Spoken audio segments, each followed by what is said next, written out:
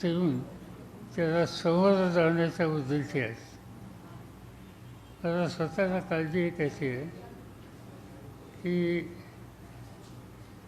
माझा देशाच्या सीमेच्या संबंधीचा थोडाहूत अभ्यास आहे आणि गेले काही महिने आपला जो डायलॉग चीनच्या बरोबर चालू आहे त्याची कालची 13वी राऊंड संपली आणि ती 13वी राऊंड ही अयशस्वी झाली.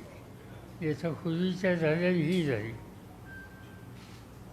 एका बाजूला चीनशी आपला डायलॉग हा अयशस्वी होतो आहे दोन्ही बाजूनी, आणि दुसऱ्या बाजूनं त्याच वेळेला पूंछ किंवा हा जो भाग आहे तुमच्या काश्मीरमधला त्या ठिकाणी काही दुसरी रिॲक्शन प्रतिक्रिया आपल्याला बघायला मिळते. आणि म्हणून 13वी राऊंड ही असफल झालेल्या दुसऱ्या दिवशी पूंछला तिचा हल्ला झाला आपल्या सैनिकांच्यावर. 5 जणांची त्या ठिकाणी मृत्यू झाला. त्या 5मध्ये 4 सोल्जर होते आणि एक सिनियर अधिकारी होता. आणि त्यामुळं हे जे सतत घडतं आहे हे चिंताजनक आहे. आणि मला स्वतः असं वाटतं त्या ब्रीफिंगला लष्कर प्रमुख नरवणे हजर होते आणि अन्य काही लोक हजर होते. आणि साहजिकच त्या सगळ्या ब्रीफिंगमधनं आम्ही एका गोष्टीच्या निष्कर्षाने आलो की राजकीय प्रश्नावर अन्य प्रश्नावर आपला संघर्ष होऊ शकतो, पण या प्रश्नावर काही झालं तर आपण हे राष्ट्राचा एक आघात करण्याचा प्रयत्न कुठून जर होत असेल तर या ठिकाणी कसल्याही प्रकारचे मतभेद राजकारण न आणता एका विचाराने संरक्षण खात्याच्या संदर्भात जी काही भूमिका घेतली जाईल त्याच्याशी सुसंगत भूमिका आम्हाला सगळ्यांची राहील आणि ही आमची कमिटमेंट आहे. कालचा हा जो प्रकार आहे तो या दृष्टीनं आणखीन थोडंसं घट्ट एकत्र बसून काही पुढचा निकाल घेण्याची आवश्यकता वाटते. आणि म्हणून इथून परत गेल्याच्या नंतर दिल्लीला आणखीन काही सहकाऱ्यांशी आम्ही बोलणार आहोत. काही लोकांशी टेलिफोनवर बोललो आणि याच्यात एक कलेक्टिव्ह लाईन कशी घेता येईल आणि देशातल्या सर्वसामान्य लोकांनासुद्धा यासंबंधी सतर्क कसं करता येईल याबद्दल. पण याचा अर्थ काही भीती किंवा चिंता हे नव्हे, पण प्रश्न पुन्हा घडतो आहे आणि वाटाघाटीच्या संबंधीचा दृष्टिकोन रिजिड आहे. आणि त्यामुळं याबद्दलचा हा विचार मी आपल्या सगळ्यांच्या समोर मांडू इच्छितो. आता दुसरा जो प्रश्न आहे स्थानिक प्रश्नाच्या संबंधीचा विचार करायचा झाला देश पातळीचा, त्याच्यामध्ये 2-3 गोष्टी आहेत. एक असं आहे की आत्ता केंद्र सरकार काही इन्स्टिट्यूशन्स आहेत त्या इन्स्टिट्यूशनचा गैरवापर करण्याच्या संबंधीची पावलं सतत टाकतात. त्याच्यामध्ये CBI असेल, इन्कम टॅक्सच्या संबंधीची ऑर्गनायझेशन असेल, ED असेल, नार्कोटिक रोड काय म्हणायचं सर सूर्याचे एक्सपर्ट आहे NCB. या सगळ्या एजन्सीज याचा वापर हा राजकीय दृष्टीने केला जातो आहे अशा प्रकारचं चित्र दिसतं. त्याच्यात काही उदाहरणं सांगायची झाली. आता उदाहरणार्थ महाराष्ट्राचे माजी गृहमंत्री अनिल देशमुखांच्याबद्दल त्यावेळच्या मुंबईच्या पोलीस आयुक्तांनी काही आरोप केले. मला इथे येऊन भेटले होते आणि जे आरोप केले ते त्यांनी माझ्यासमोरही सांगितले होते. पण पोलीस कमिशनरने आरोप केले आणि त्या आरोपातून जे एक वातावरण झालं त्याच्यामुळे अनिल देशमुखांना राजीनामा द्यायला लागला. ज्यांनी आरोप केले ते ग्रस्त आज कुठेच ह्याचा पत्ता अजून तर काही लागलेली दिसत नाही. पण एक जबाबदार अधिकारी जबाबदार मंत्र्याच्या संबंधीचे वेचूपणानं काही आरोप करतो हे तिथं कधी घडलेलं नव्हतं. ते या ठिकाणी घडलं. पण अनिल देशमुखांनी तातडीनं याच्यावर माझ्यावरचा हा आरोप आहे हे लक्षामध्ये घेऊन त्यांनी सत्तेपासून बाजूला व्हायची भूमिका घेतली आणि दुसऱ्या ग्रस्तांनी ज्यांनी आरोप केले आणि आता त्यांच्याबद्दलच्या आरोपाची मालिका सुरू झालेली आहे. कुठं ठाण्यावरनं कुठं नाशिकवरनं मला काही त्याच्या खोलातली माहिती नाही, पण मालिका ही तुम्ही छापताना मी वाचतो. आणि त्यामुळं अनिल देशमुख हे तातडीने बाजूला झाले आणि हे ग्रस्त गायब झाले. हा फरक आहे आणि हा फरक या ठिकाणी आपल्याला बघायला मिळतो. आता या ठिकाणी अनिल देशमुखांच्या संबंधीची नंतर चौकशी ही करण्याचं काम चालू आहे. काल माझ्या माहितीप्रमाणे त्यांच्या घरी काल 5व्यांदा छापा टाकला. मला आमचं कौतुक वाटतं या एजन्सीचं. त्याच घरात 5 वेळेला जाऊन काय त्यांना पुन्हा पुन्हा मिळतं माहिती नाही, पण त्यांनी एक तो विक्रम केला हे मान्य केलं पाहिजे. 5-5 वेळेला एखाद्या व्यक्तीच्या घरामध्ये जाणं हे कितपत योग्य आहे याचा विचार करण्याची वेळ नागरिकांनी सुद्धा आलेली आहे. कारण याच्याबद्दलचे शेवटी जन्मत हे व्यक्त होण्याची आवश्यकता आहे. दुसऱ्या बाजूनं काही प्रकार देशामध्ये घडले. आता तुम्ही गेले काही दिवस उत्तर प्रदेशमधल्या शेतकऱ्यांच्यावरच्या हल्ल्याचं बातम्या छापतात. लखीमपूर आणि लखीमपूरच्या संदर्भात सरळ जी काही माहिती बाहेर आली, सुदैवानं काही व्हिडिओच्या माध्यमातून लोकांना पाहायला मिळाली, त्याच्यातून एक गोष्ट स्पष्ट झालेली आहे की शांतपणानं रस्त्याने चाललेल्या शेतकऱ्यांच्या थव्यावर जमावर काही लोक गाडीतून येतात, त्यांच्या गाडीतून धक्के देतात त्या लोकांना आणि त्याच्यामध्ये चिरडल्यानं 3 ते 4 लोकांची हत्या त्या ठिकाणी होते. 4 शेतकऱ्यांची 2-3 इतरांची. एक पत्रकारसुद्धा त्याच्यामध्ये होतं असं वृत्तपत्राच्या बातम्यावरून दिसतं. असा प्रकार कधी घडलेला नव्हता.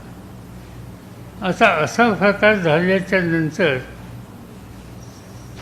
त्या शेतकऱ्यांच्यापैकी काही लोकांनी स्वच्छ सांगितलं की केंद्रीय गृहराज्यमंत्र्यांचे चिरंजीव त्याच्या गाडीमध्ये होते. अर्थात ते नाकारलं गेलं. त्याच्यावर ॲक्शन घेतली पाहिजे ही मागणी झाली, पण त्या मागणीला यत्किंचित प्रतिसाद UP गव्हर्नमेंट किंवा केंद्र सरकारने दिला नाही. 6-5 दिवसाच्या नंतर असं दिसतंय हा जो तिसरा लखीमपूरचा प्रकार आहे. अपेक्षा अशी होती की शेतकऱ्याची हत्या झाली, जरी सत्ताधारी पक्षाच्या व्यक्तीचा आरोप असला तरी सत्ताधारी पक्षानं याच्यात काहीतरी भूमिका घेण्याची आवश्यकता होती. पण पहिल्यापासून सत्ताधारी पक्षाने याच्यात सत्य नाही अशी भूमिका घेतली.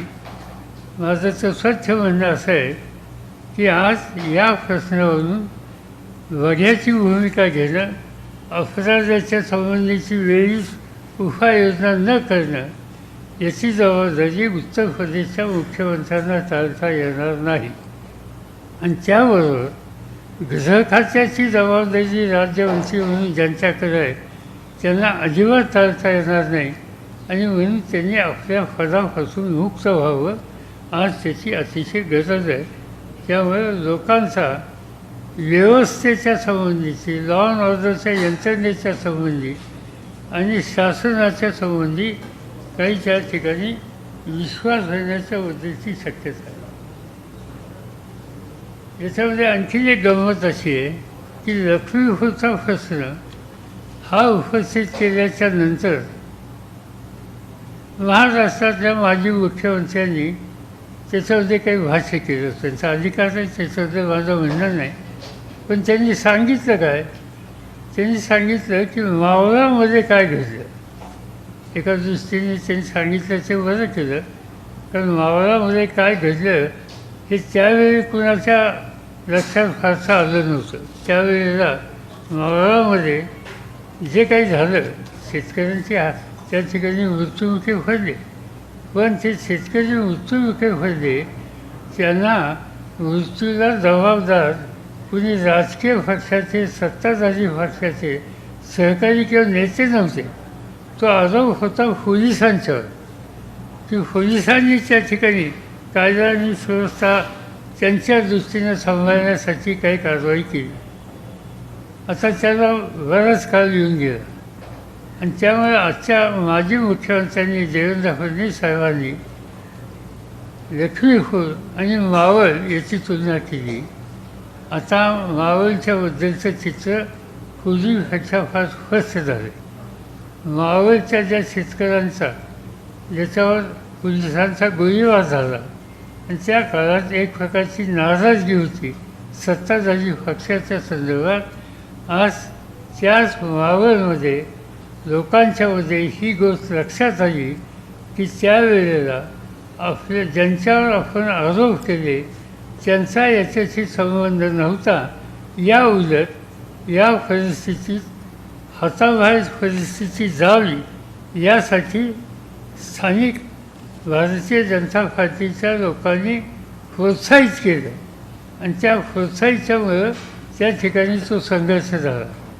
आणि म्हणून आज या मावळामध्ये लोक मृत्युमुखी पडले म्हणून त्यावेळी संताप होता. आता त्या मावळाचं चित्र बदललं आहे. लोकांच्या लक्षात वस्तुस्थिती आली. मावळाच्या बद्दलची फारसून मी तुम्हाला सांगतो. हे एकच माझ्या जिल्ह्याचा तो तालुका म्हणून सांगतो की या तालुक्यामध्ये पुणे जिल्ह्यात सातत्यानं एकेकाळी जनसंघ आणि नंतरच्या काळामध्ये भाजप.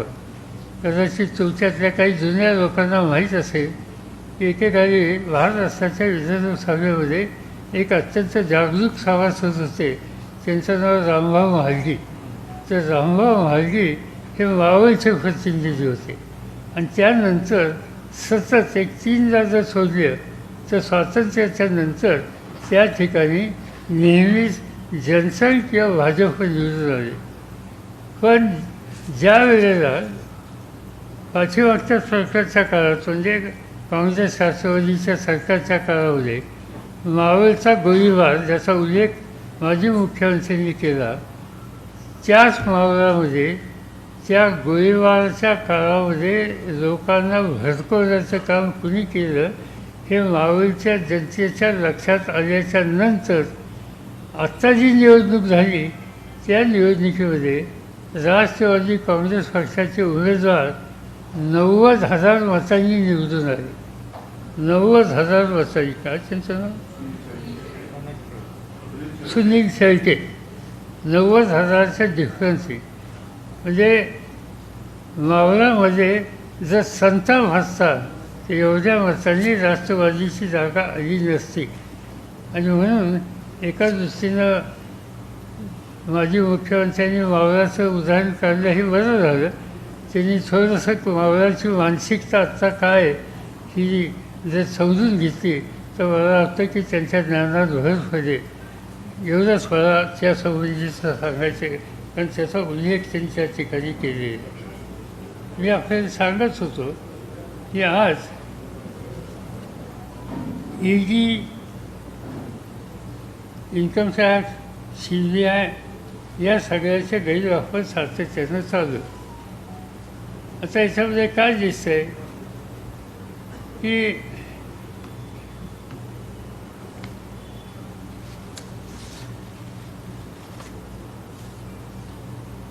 काही लोकांना आणि पक्षांना त्याच्यात बदनाम करण्याच्या बद्दलची खबरदारी घेतली जाते. तुमच्या पुढं नवाब मलिक साहेबांनी यापूर्वी काही मला वाटतं की ब्रीफिंग केलं आणि काही परिस्थिती तुमच्यापुढे ठेवली. मी त्याच्यामध्ये माहिती घेण्याचा प्रयत्न केला. साधारणतः माझा थोडा बहुत जो गव्हर्नमेंटमधला अनुभव आहे तो राज्यातला असेल किंवा केंद्रातला असेल.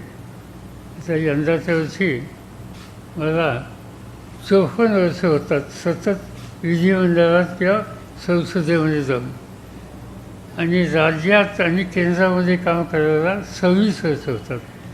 तर थोडं बहुत प्रशासनाची मला माहिती आहे.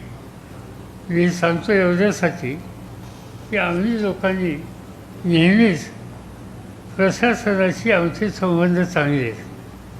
व्यक्तिगत मला मी विरोधी पक्षात होतो किंवा सत्ताधारी पक्षात होतो, मला महाराष्ट्राच्या काय ते सचिवालयामध्ये काम करणारे जे कोणी सहकारी असतील त्याच्यात कधी मला असं अंतर जाणवलं नाही. कारण आमचा सुसंवाद सगळ्यांचा असतो आणि सत्तेचा उन्माद आम्ही लोकांनी कधी दाखवला नाही.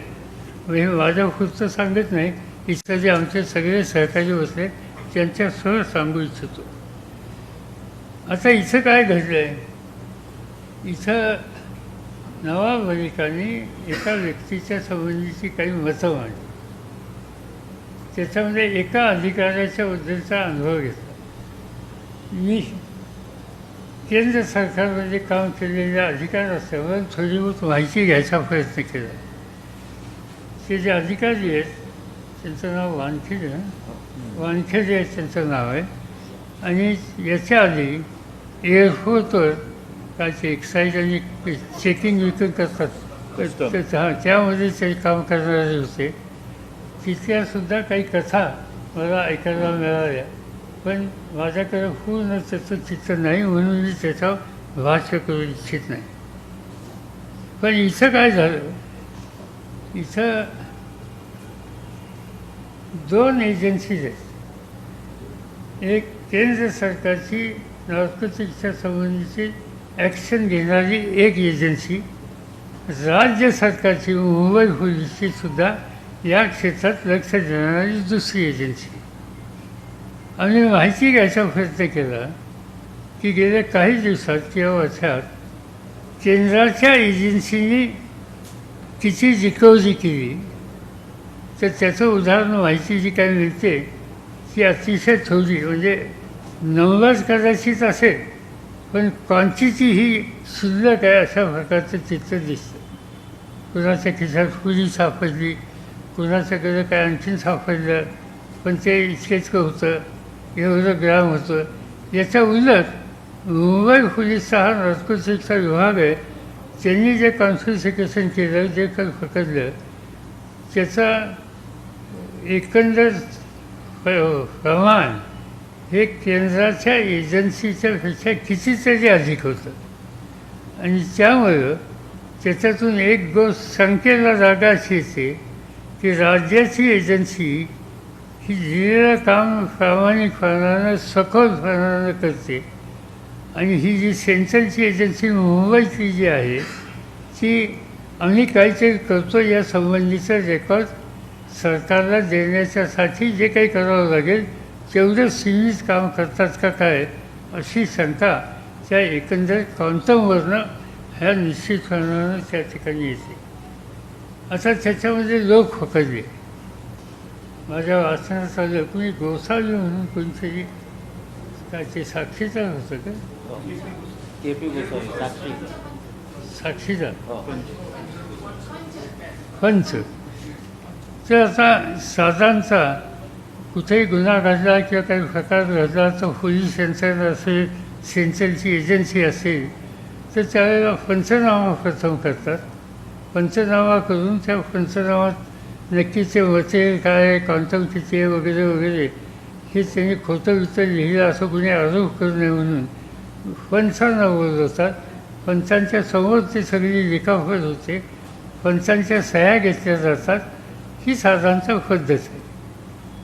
आणि साधारणतः जे काही ॲक्शन घेतात अधिकारी ती योग्य आहे, त्याच्याबद्दलची कोणी शंका घेऊ नये याची खात्री वाटावी अशा कॅरेक्टरच्या अशा पद्धतीचे हे फंच असले पाहिजे. आता असं दिसतंय हे कोण गोसावी कोण जे होते ते गेले काही दिवस फरार आहेत का काय मला माहिती नाही, पण सापडत नाहीत, काय ते बाहेरच एब्स्कॉन्डिंग आहेत. आता फंच म्हणून ज्याची निवड केलेली असेल की जो नंतर येऊसुद्धा इच्छित नाही, समोर जायला तयार नाही, पोलिसांच्या सोबत जायला तयार नाही, नार्कोटिक ब्युरोमध्ये भेटत नाही, याचा अर्थ त्यांची इंटिग्रिटी आणि त्यांचं एकंदर काय जे कॅरेक्टर हे त्याच्यातनं संशयास्पद दिसतं. पण त्याच्यापेक्षा मला चिंता ही आहे की ज्या नार्कोटिक्स एजन्सीच्या डायरेक्टर किंवा सिनियर अधिकाऱ्यांनी फंच म्हणून अशा व्यक्तीची निवड केली, याचा अर्थ या अधिकाऱ्यांचं असोसिएशन कुठल्या प्रकारच्या लोकांशी आहे हे त्याच्यामधून स्पष्ट होतं. आणि म्हणून हे कोण आहेत, कुठं आहेत, या संबंधीचं चित्र अद्यापही या ठिकाणी दिसत नाही. पण गंमत त्याच्यातली दुसरी एक अशी आहे की या ठिकाणी आरोप केले गेले. आता ते आरोप केलेल्या एजन्सीने काही खुलासा केला मी समजू शकतो, पण अशा प्रकारच्या संबंधी आरोप केल्याच्या नंतर त्याला खुलासा करायला सगळ्यात पहिल्यांदा भाजपचे नेते आहेत. मला काही कळलं नाही ही जबाबदारी हे कॉन्ट्रॅक्ट त्यांनी कधी फसवून घेतलं. त्याच्यात नुसतेच येतात असं नाही.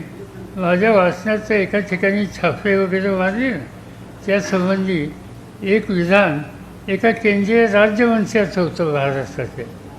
म्हणजे हे आमचंच काम आहे वगैरे म्हणून मला माहीत नव्हतं. सरकारमध्ये काम केलं आहे, पण हे आमचं काम असतं छापे मारणं वगैरे या सगळ्याच्या बद्दलचं समर्थन करणं. ही आमच्या ज्ञानात त्यांनी भर टाकली. मी त्यांचा आभार आहे.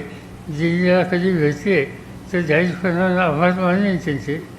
पण मुद्दा हा आहे की हे सत्तेचा गैरवापर कुणाकडनं होत असेल, विशेषतः शासकीय यंत्रणेकडून, तर त्या गैरवापर करणाऱ्या लोकांचं समर्थन हा भारतीय जनता पार्टीचे लोक करत आहेत. ही गोष्ट या ठिकाणी बघायला आपल्याला मिळते. मग ते ईडी असो, आय टी असो, सीबीआय असो किंवा नार्कोटिक बोर्ड असो, या सगळ्यांच्या संबंधीचं हे चित्र आपल्या सगळ्यांना आज बघायला मिळतं. हे गंभीर बाब आहे. आता याच्याशिवाय इतर काही इश्यूज आहेत. या सगळ्या गोष्टीमध्ये एक मी जे सांगितलं तुम्हाला की सत्ताधारी पक्षाचे लोक समर्थनाला पुढे येतात. आता याच्यामध्ये पुढे येणाऱ्यामध्ये आणखीन एका व्यक्तीचं चित्र मी पाहिलं, ते म्हणजे माजी मुख्यमंत्री देवेंद्र फडणवीस. फडणवीस साहेबांनीसुद्धा याचं सगळं काय जे असेल त्याचं समर्थन केलं. आणि हे करत असताना त्यांनी सांगितलं की या सगळ्या गोष्टीचा मला अभिमान आहे. ठीक आहे, यंत्रणेच्या संबंधी अभिमान असणं त्याच्यामध्ये काही हे नाही. पण त्यांनी बोलताना काही गोष्टी सांगितल्या. त्यांचं कालचं भाषण मी बघितलं, अर्थात याच्या आधी मी पाहिलं होतं एकदा असंच भाषण. कालच्या भाषणामध्ये त्यांनी सांगितलं की मी सत्तेमध्ये नाही असं मला काही वाटत नाही. चांगली गोष्ट त्यांचे म्हणजे मी मुख्यमंत्रीच आहे असं स्वच्छ त्यांनी सांगितलं. त्याचं मी अभिनंदन करतो. म्हणजे 5 वर्ष मुख्यमंत्री एकदा राहिल्याच्या नंतर आपण त्या सत्तेत अजूनही आहोत याचं विस्मरण त्यांना होत नाही. ही फार चांगली गोष्ट आहे, जवळची गोष्ट आहे. आणि ही कमतरता आमच्यामध्ये आहे. मी 4 वेळेस मुख्यमंत्री होतो, पण माझ्या लक्षात नाही ही कमतरता आमच्यामध्ये. तर ही कमतरता मी कबूल करतो, त्याच्याबद्दल बोलणं आहे. आणि परत मी असं कधी म्हणलं नव्हतं, पण निवडणुकीच्या काळात तुम्ही लोकांनी काही भाषण दाखवलं, मी येणार वगैरे वगैरे,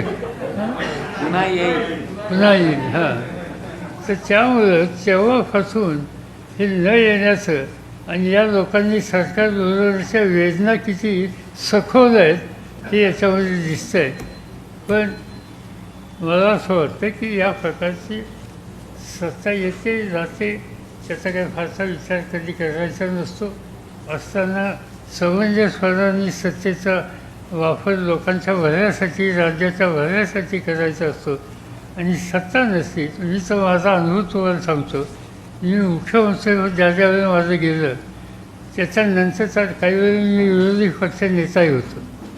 आणि माझा व्यक्तिगत अनुभव हा आहे पर्सनल की अपोजिशनमध्ये काम करणं त्यानंतर हे अधिक सुखावं असतं.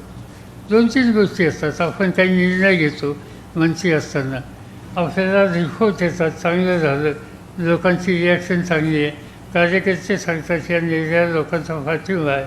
अधिकारी खालून रिपोर्ट मागितला तर तहसीलदार कलेक्टर, डेप्टी कलेक्टरकडं, कलेक्टर विभागीय आयुक्ताकडं, विभागीय आयुक्त मंत्रालयाकडं आणि शेवटी मंत्र्याकडनं मुख्यमंत्र्याकडे येतं.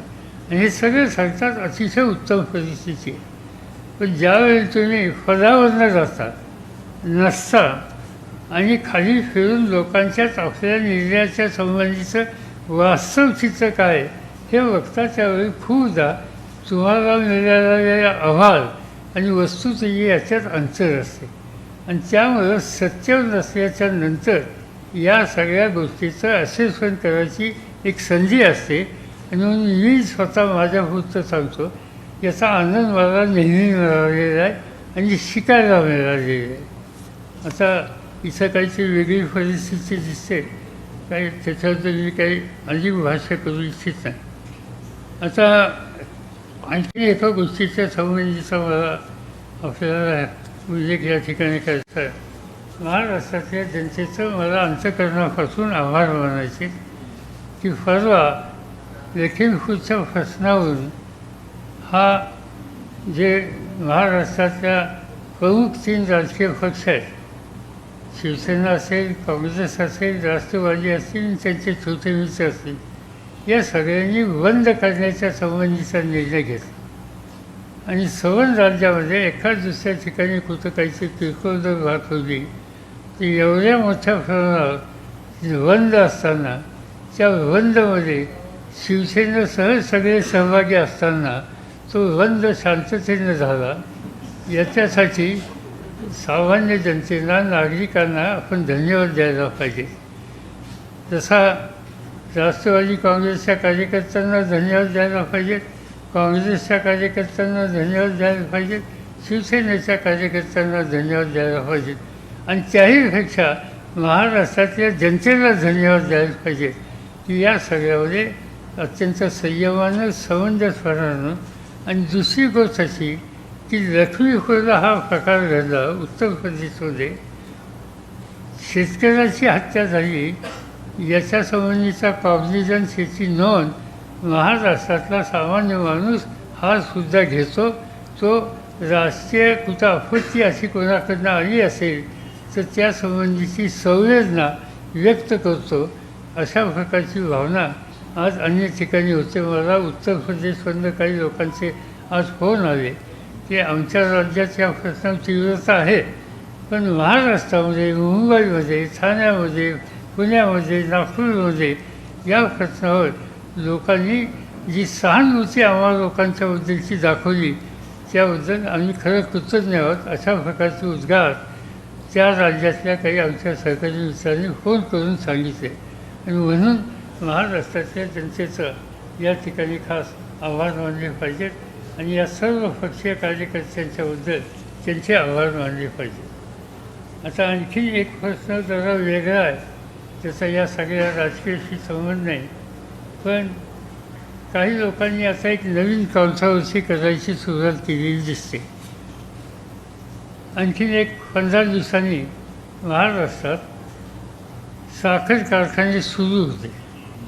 जी माझी माहिती आहे यंदाच्या वर्षी पाऊस काळ चांगला असल्यामुळं ऊसाचं उत्पन्न फार आहे आणि ज्या पद्धतीनं धरणं आता भरली ती एकंदर स्थिती पाहिली तर पुढच्या वर्षीसाठी ऊसाची लागवड ही महाराष्ट्रात आणखीन जादा होणार आहे. त्यामुळे यंदा आणि पुढच्या वर्षी महाराष्ट्रामध्ये ऊसाच्या उत्पादनाच्या संबंधीचा रेकॉर्ड ब्रेक होईल ही स्थिती त्या ठिकाणी दिसते. आता काही लोकांनी एक आता अशी सुरुवात केलेली आहे की ऊसाचा पुरवठा केल्याच्या नंतर एका रकमेनं शेतकऱ्याला पैसे द्यायला पाहिजे. मागणी काही फारशी चुकीची असं मी म्हणत नाही, पण याच्यामध्ये सिस्टीम काय हे बघितले पाहिजे.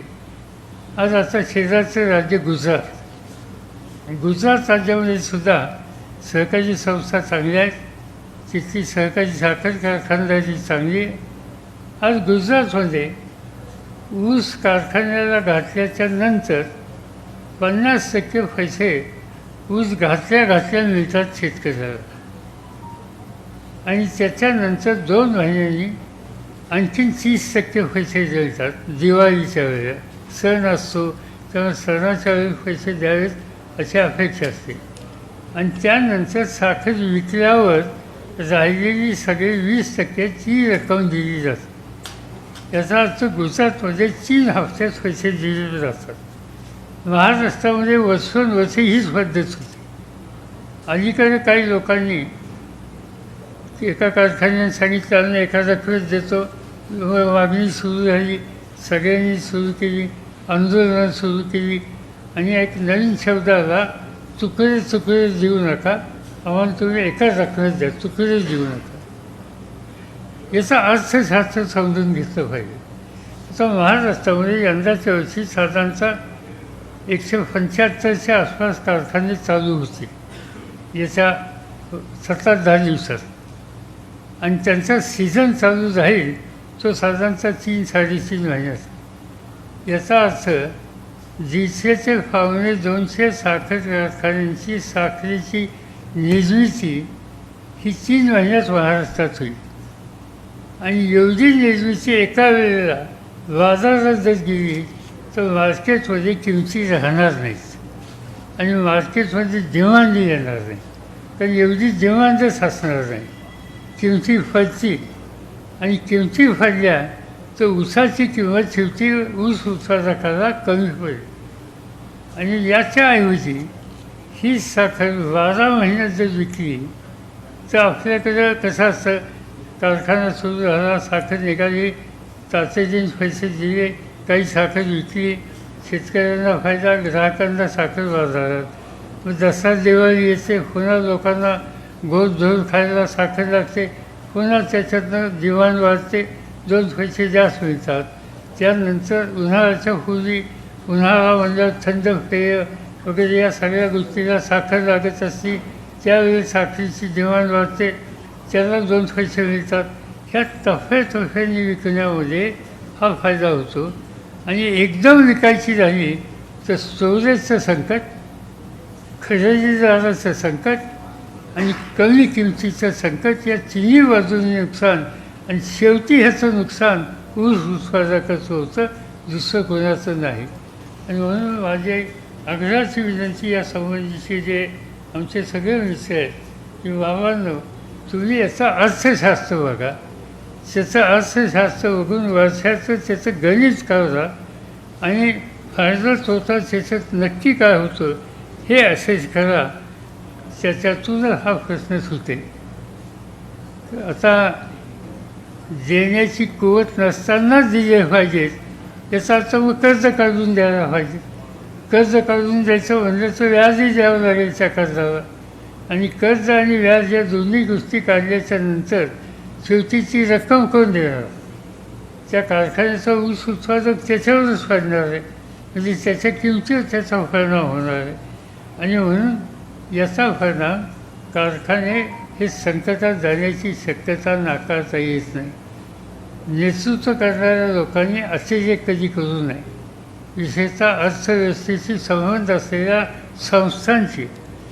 एकच उदाहरण तुम्हाला सांगतो, तुम्ही सगळे मुंबईकर आहात. एकेकाळी मुंबई हे वस्त्रोद्योग धंद्याचं देशाचं सेंटर होतं. तुम्ही लालबाग किंवा त्या भागात गेला तर सगळीकडं गिरण्या असायच्या.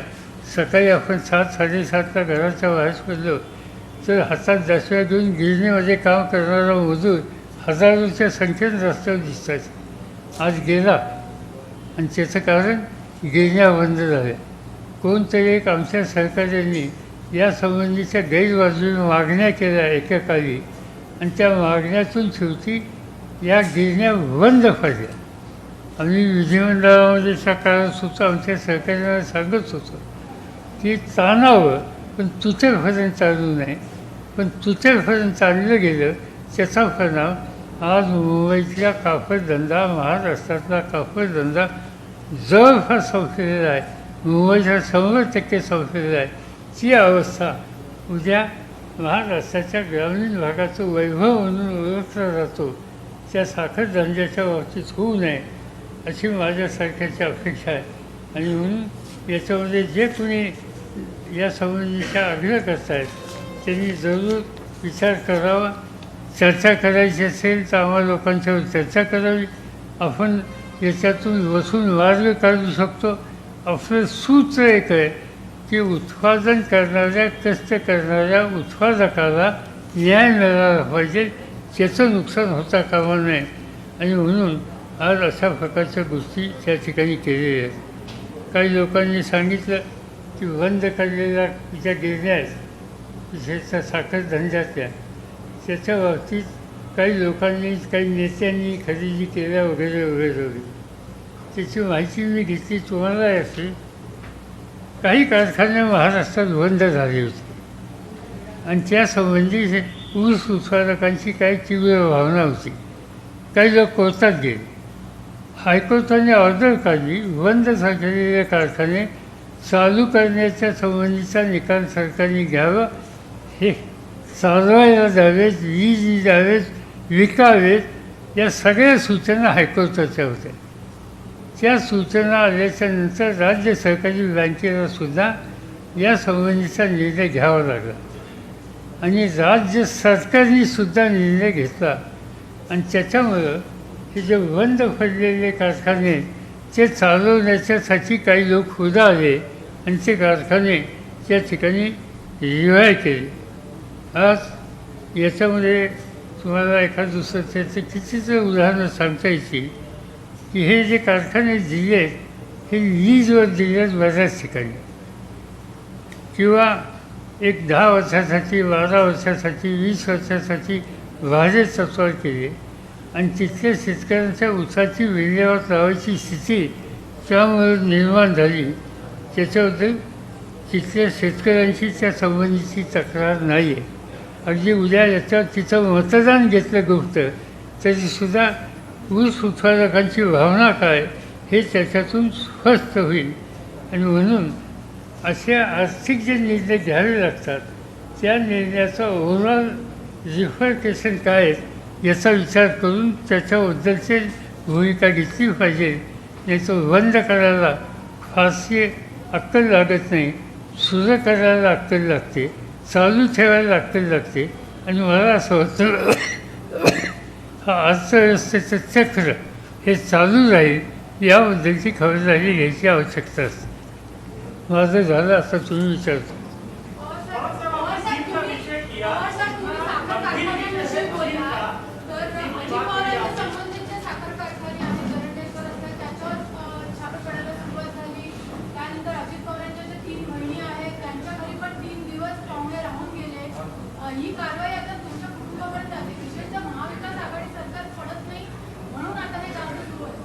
तुम्ही पाहुण्या शब्द वापरला बरं केलं, त्या शब्द मी कॉइन केला होता.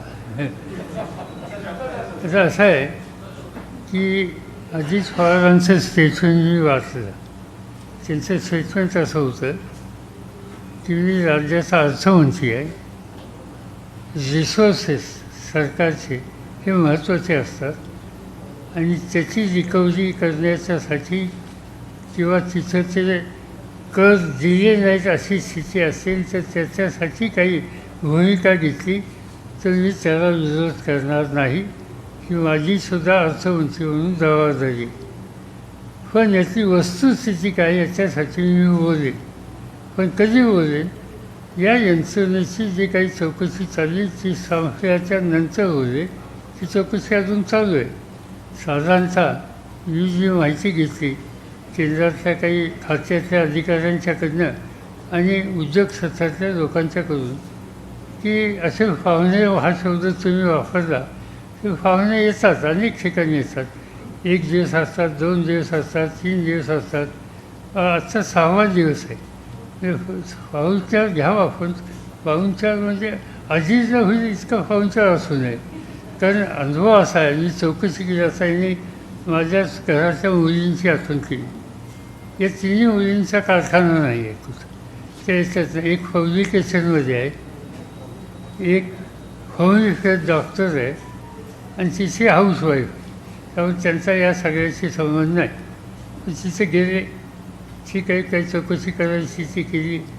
1-1.5 दिवसात त्यांची चौकशी संपली. ते विचारण्याचं काम संपलं. त्यांची जायची घाई होती, पण त्यांना सारखे फोन येत होते, थांबा, अजून असं सोडू नका. नंतर त्यांना आमच्या मुलींनी विचारलं, आता 2 दिवस झाले, 3 दिवस झाले, तुमचे घरचे वाट बघत असतील वगैरे. तर त्यांनी सांगितलं, असं काय आम्हाला जायचं आहे, पण आम्हाला इन्स्ट्रक्शन्स आहेत की आम्ही सांगितल्याशिवाय घर सोडायचं नाही. त्यामुळे 5 दिवस झाल्याच्या नंतर काही सोडले आणि आजच्या 6व्या दिवशीसुद्धा 1-2-3 ठिकाणी पाहुणे आहेत. आत्तापर्यंत अशा एजन्सीनी अनेक ठिकाणी जाऊन चौकशी करणं, छापा टाकणं या गोष्टी केल्यात. पण त्या 6 दिवस 5 दिवस एखाद्याच्या घरात जाऊन कधी केलेले ऐकवत नव्हते. पण काही नवीन धोरणं स्वीकारली असतील तर त्याच्याबद्दल तक्रार करण्याच्या संबंधीची आज ही वेळ नाही आहे. त्याबद्दलचं योग्य वेळी त्या संबंधीचा विचार करता येईल. पण जे केलं आहे ते म्हणजे घरामध्ये 6 दिवस आणि साधारण काय मिडल क्लास फॅमिली की ज्याचं घर साधारणतः 2 बेडरूम किंवा असे किंवा 3 बेडरूम जास्तीत जास्त अशी जी घरं असतात, तिथं मी चौकशी केली मुलींच्याकडे किती लोक होते. आता ह्याच्यामध्ये कोल्हापूरला चौकशी केली, तिथं काही जास्त नव्हतं. तिथं नवरा बायको दोघं राहतात, त्यांच्याकडे फक्त 18 माणसं गेली होती. त्यामुळे 18 लोक 6 दिवस घरामध्ये म्हणजे साधारणतः बसायला जागा, बाकीची साधनं वापरायला जागा, या सगळ्या गोष्टीच्या संबंधी फारसं भाष्य करण्याची गरज नाही. पण हे कधी पाहिलं नव्हतं, ते घडलेलं आहे. पण चांगली गोष्ट आहे. सत्तेचा गैरवापर आम्ही कधी करत नाही, केला नाही. असं आमचे सत्तेमध्ये असलेले काही दिल्लीचे लोक आम्हाला नेहमी सांगत असत. तर त्याचं वास्तव चित्र या निमित्तानं कळलं, पण तक्रार नाही.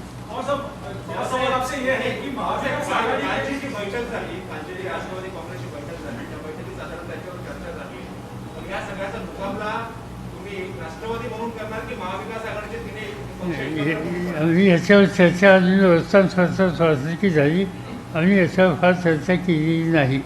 आमची कालची मिटिंग जी अध्यक्षांनी बोलवली त्याच्यामध्ये प्रामुख्यानं नगरपालिका, नगरपंचायत, महानगरपालिका, जिल्हा परिषद, पंचायत समिती यांच्या निवडणुकीच्या तयारीच्यासाठी आणि मी एक माझ्या सहकाऱ्यांना सूचना दिली की सध्या सरकारचं, केंद्र सरकारचं आपल्याबद्दल एक अतीव आस्थेची भूमिका आहे, भावना आहे.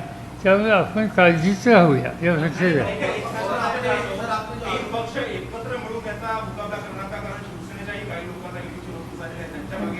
प्रश्न असा आहे, हा जो सत्तेचा गैरवापर जो मी म्हणतो तो काही फक्त राष्ट्रवादी पुरता नाही आहे. आपण बघितलं त्याचं कसं आहे, याच्यात 2 चित्र दिसतात. टार्गेट हे 3 पक्ष केलेले दिसतात.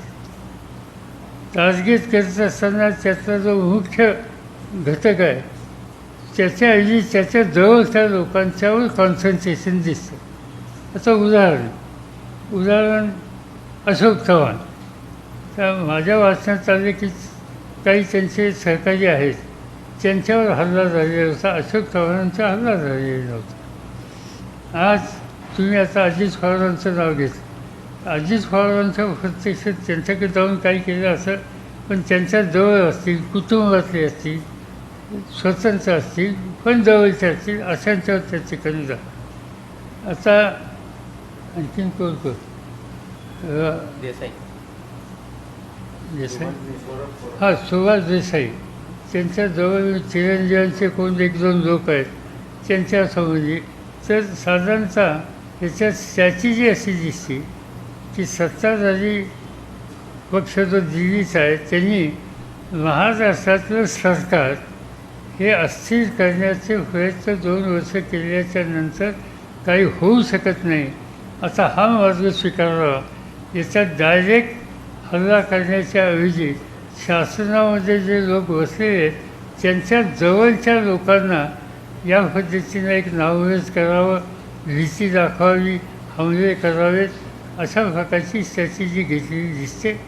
आमच्या सगळ्या सहकाऱ्यांच्यामध्ये एक भावना आहे तिन्ही पक्षाच्या की अशा गोष्टी फार फायद्यात आयुष्यात, त्यामुळे त्याची काही चिंता कुणाला नाही. और सर इसी को जोड़ के मेरा सवाल है कि जिस प्रकार से अपोजिशन के नेता आपके मंत्रियों के एनसीपी एमबीए के मंत्रियों के ऊपर आरोप लगाते हैं कि सेंट्रल एजेंसीज उनके पीछे लगती है, तो आप लोग जो है क्या ये मानते हैं कि पिछली सरकार जो थी उसमें कोई घोटाला नहीं हुआ, क्योंकि आपके चुनिंदा लोग इसके खिलाफ आवाज उठाते, बाकी महाविकास आघाडी के बहुतांश मंत्री जो है वो चुप बैठे. असं आहे की आम्ही ज्या नेतृत्वाच्या विचारात वाढलो ते आमचं नेतृत्व म्हणजे यशवंतराव चव्हाण, त्यांनी आम्हाला संस्कार दिले आहेत की राजकारणामध्ये सत्तेचा गैरवापर किंवा विंजकीनेस हा कधी दाखवायचा नाही. आणि त्यामुळं या पद्धतीची भूमिका आम्ही न्यायचा. कुठं कोणी कायद्याचा सरळ सरळ काहीतरी अफोज केला असेल तर त्या ठिकाणी यंत्रणा हे करेल, पण आम्ही याला टार्गेट करा त्याला टार्गेट करा असं कधी सांगत नसतो, सांगणार नाही. पण आज भारतीय जनता पार्टीच्या हातामध्ये सत्ता आहे, त्यांची भूमिका या संबंधीची ही वेगळी आहे हे स्पष्ट झालं. नॅशनल लेवल तुम्ही ते 2 महत्त्वाचे प्रश्न विचारले. You raise that against the background of this 13 round which has gone failed between India and China, आणि एका बाजूला पाकिस्तानमध्ये जो अटॅक होतोय, looking at Afghanistan development which are taking place, as a former defense minister, do you really feel India is definitely being targeted at the international level? And तुम्ही म्हणतात तसं की हे जे गव्हर्नमेंट आहे ते आता सध्या युनिलॅटरल पद्धतीने करत आहे. अपोजिशनला कधीतरी वाटलं तर ते विश्वासात घेतात, कधीतरी वाटलं तर डायलॉग करतात. तर first point you raise about when are you going to have a similar kind of interaction with the ruling. नाही, असं कसं आहे, तुम्ही हा जो प्रश्न विचारला, मला चिंता ही आहे की हा जो शेजारचा मोठा भाऊ आहे आपला, तो आता शिवी तसा राहिलेला नाही. तुम्ही समोर भारताचा नकाशा नजरेसमोर ठेवा. काश्मीर आज त्या ठिकाणी चायनाचं सहभाग वाढला आहे. तिथं जे काही ॲक्टिव्हिटीज चालतात त्याच्यामध्ये त्यांचा हातभार आहे अशा प्रकारचं चित्र दिसतं. नेपाळ हा ट्रॅडिशनली आपला मित्र देश. नेपाळमध्ये आता चायनाचं महत्त्व वाढलं. भूतान तिथं ते चित्र वाढले दिसते. बांगलादेश त्याच्या स्वातंत्र्याच्यासाठी आपल्या देशाने खस्ता काढल्या. आज त्या बांगलादेशमध्ये चायना हा महत्त्वाचं स्थान त्या ठिकाणी प्रस्थापित करायला यशस्वी झाला. खाली तुम्ही गेलात श्रीलंकेमध्ये, की श्रीलंकेमध्ये आता ही नवीन बंदर वगैरे ज्या त्या ठिकाणी बांधत आहेत, ही सगळी आर्थिक केंद्र आणि लष्कराची केंद्र इथं चायना आहे. आणि त्यामुळं आपण आपल्या देशाला सराउंडेड बाय चायना अशा प्रकारची स्थिती दिसते. त्यामुळे चायनीजचा जो इश्यू आहे त्या इश्यूच्या संबंधी माझी आणि आमच्या सगळ्या अन्य विरोधी पक्षाच्या सहकाऱ्यांची भूमिका आहे की इथं राजकारण आणायचं नाही, नॅशनल इंटरेस्टसाठी सहकार्य करण्याची भूमिका घ्यायची. आणि त्यामुळे आम्ही याच्यापेक्षा पुढं जाऊ इच्छित नाही.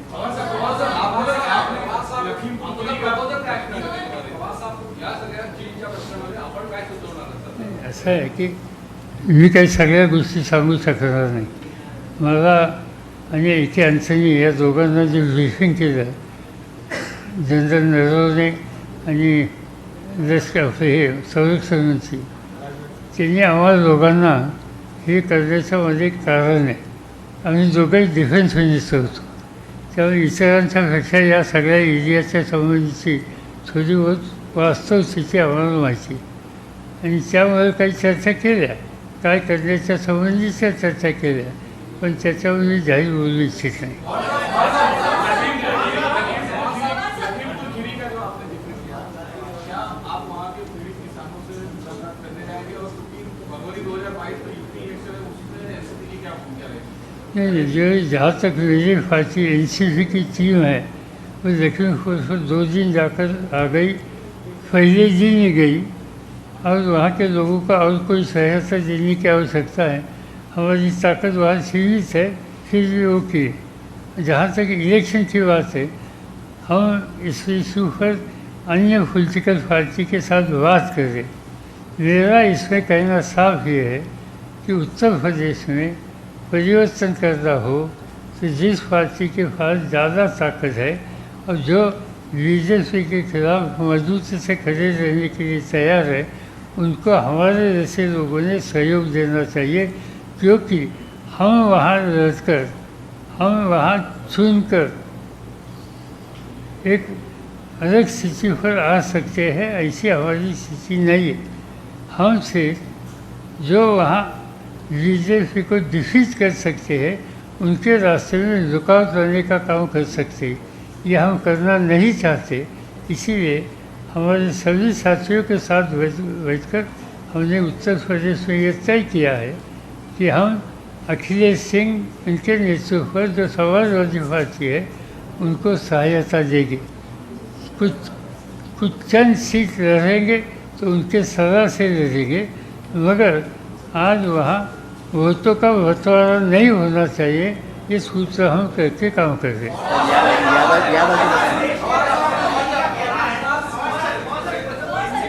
एनसीबीच्या संदर्भात आपल्या पक्षाच्या प्रवक्त्यांनी मुद्दा उपस्थित केला, त्याचं तुम्ही पण मत व्यक्त केलं. नार्कोटिक कंट्रोल ब्युरोच्या अधिकाऱ्यांकडून काही प्रमाणात जे त्यांच्याकडनं ब्रीफ फॉलो केले गेले नाही, अधिकारांचा गैरवापर केला गेला आहे. याबाबत अधिकाऱ्यांकडून होणारा जो गैरवापर आहे त्याच्याबाबत तुम्ही काही हा मुद्दा केंद्रात बरोबर उचलणार आहात का? नहीं, ऐसा है कि पहिल्यांदा मला ही मिळालं की हा जो तुम्ही या ब्युरोच्या संबंधीचा नार्कोटिक्स की म्हणजे हे अधिकारी आहेत, पण त्यांचं मीडिया नियोजन एवढं चांगलं हे मला कधी माहीत नव्हतं. त्यांचं मीडिया नियोजन चांगलं आहे, सतत काही गोष्टी शोधायच्या आणि ज्याला मराठीत आपण म्हणतो ना हुजी शोधली, त्याच्या हुज्या शोधण्यासारखं राजकारणाच्या ठिकाणी करायचं आणि एक तर कोणाला तरी बदनाम करण्याचा प्रयत्न करायचा, कोणाला धाकदपसा करायला सांगायचं. आज या यंत्रणेच्याबद्दलची लोकांच्यातली चर्चा मी ही ऐकतो लांब यांच्यापासून.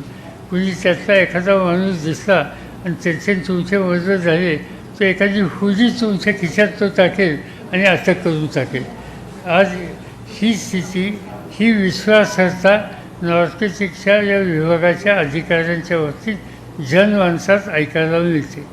आणि म्हणून केंद्र शासनाची कुठलीही यंत्रणा या थराला पोचलेली आहे आणि त्याच्याबद्दलचं जनमानसातलं हे चित्र जर असेल तर त्यासंबंधी जे काही फोरम असतील त्या फोरमवर बोलावं लागेल, इतर कुठे बोलण्याचा अर्थ नाही.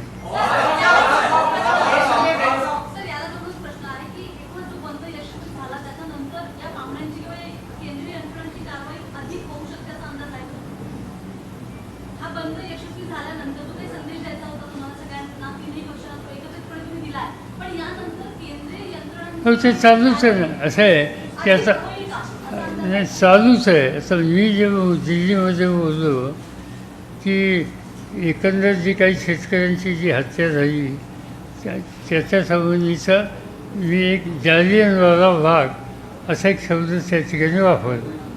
आणि जालियनवाला बाग हे उच्चारल्याच्या नंतर मला आमच्या एक 2-3 माणसांचे फोन आले त्या रात्री की साहेब हे जरा तुम्ही फारच शाब बोला. मी म्हटलं काय शाब बोलू? नाही म्हणजे आमच्यात काही लोकांना हे फार लागले. आणि हे सांगितल्याच्या नंतर दुसऱ्या दिवशी हे सगळे लोक आले घरी पाहुणे.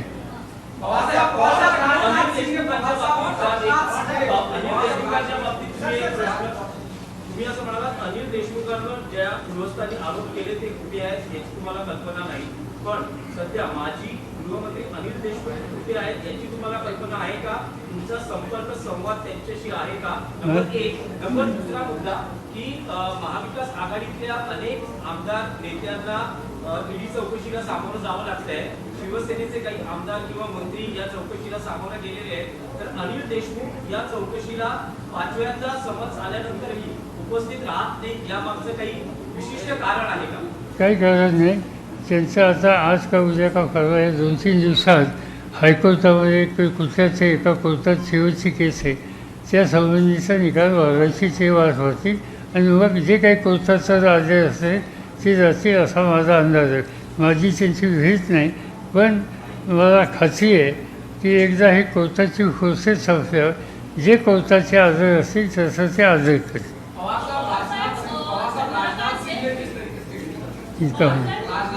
इनका होने दो ना.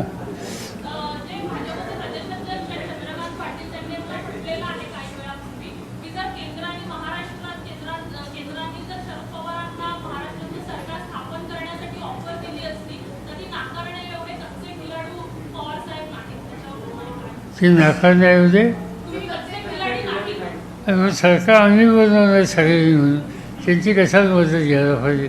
आणि ह्या सरकार बनवावं म्हणजे जे बोलतात तर त्यांना त्यांचं सामान्य ज्ञान राजकीय अशा प्रकारचे निर्णय घेण्याच्याबद्दलचं सीमित आहे, त्यामुळे मी त्याच्यावर जास्त भाष्य करू इच्छित नाही.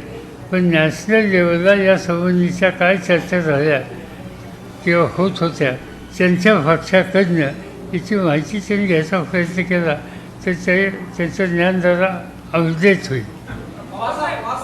राजनाथ सिंह ने कहा है कि सावरकर को लेकर के जो माफी सावरकर ने मांगी वो महात्मा गांधी के कहने के बाद मांगी है और उसको विपक्षी जानबूझ करके राजनीतिक तौर पर इस्तेमाल करते हैं. मैंने जो सावरकर के बारे में पढ़ाई की इसमें ये बात मैंने कभी देखी नहीं. एक गांधी जी के बारे में जो मैंने आज तक पढ़ाई की तो इसमें नहीं है. अभी आप देखेंगे मेरे गाड़ी में गांधी जी के बारे में लेटेस्ट एक जो पब्लिश हुआ इसी हफ्ते में वो मैंने आज ही परचेज किया वही देखने के लिए कि ये कहाँ है.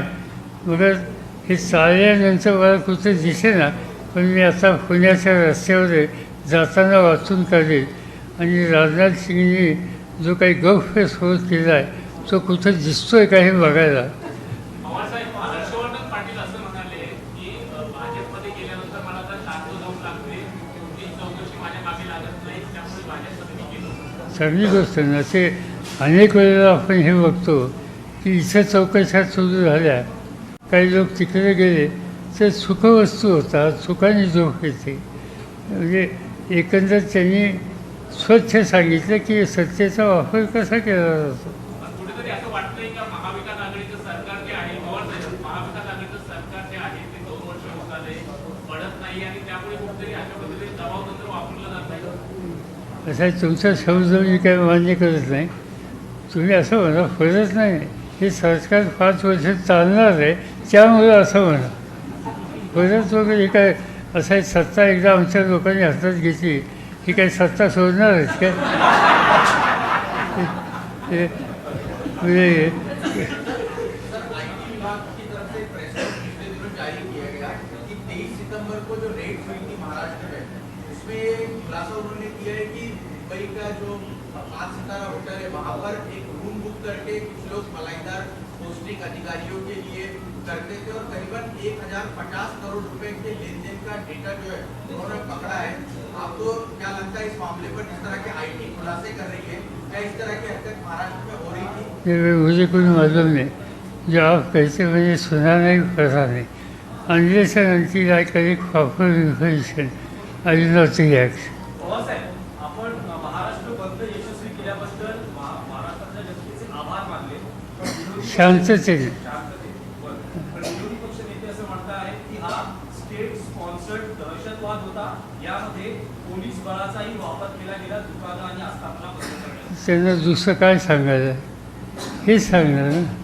ते काय असं सांगणार की या सगळ्या लोकांचा पाठिंबा होता आणि आम्ही बघायची भूमिका घेतली, ते असंच होणार. समजलं का. त्याचा ज्याला एकही संधी नाही त्यांना नसत होईल. आपने अभी आरोप लगाया कि जान का दुरुपयोग किया